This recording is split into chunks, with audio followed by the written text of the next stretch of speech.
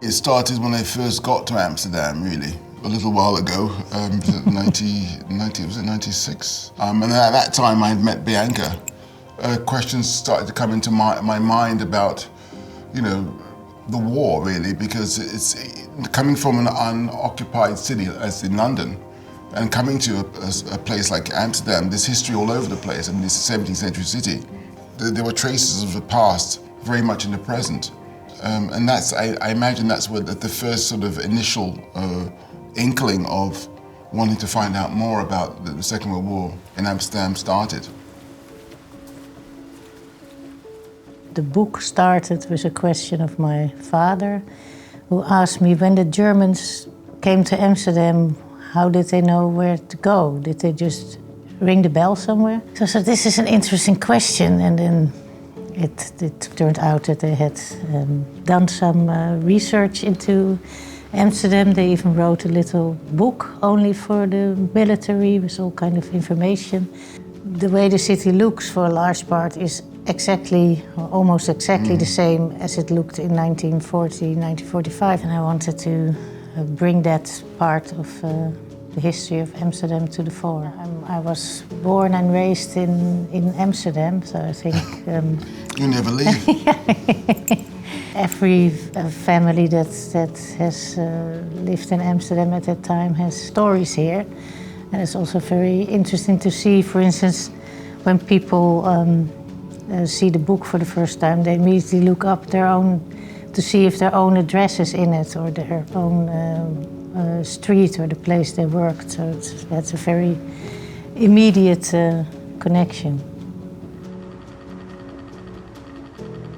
I had this idea originally of shooting footage from now, but also mirroring that footage of then. Meaning, what I meant was finding footage from 1940 or that period of the occupation and mirroring the images one on top of the other, because as this is a 17th century city, one could just put one image on top of the other, and then at the same time you can have the living and the dead in the same frame. But then when I was thinking about it, I thought, oh, what happened, of course, if the text was then and the images are now? So you could see the past in the present. And that was it. And I turned to Bianca and asked her if that was something you were interested in and that I could work with your material. I was in immediately, and I thought it was a wonderful way to present history.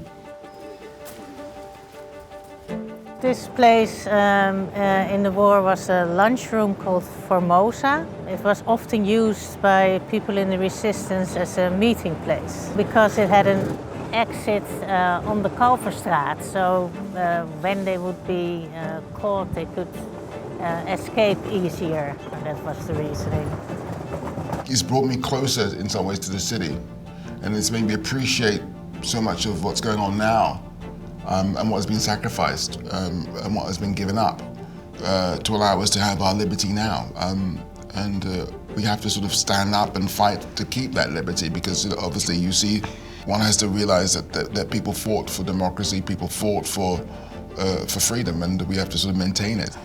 As a historian, you're very happy when you find something that has been in the midst of history and shine a light on it again. And that is, for me, a very important thing to do.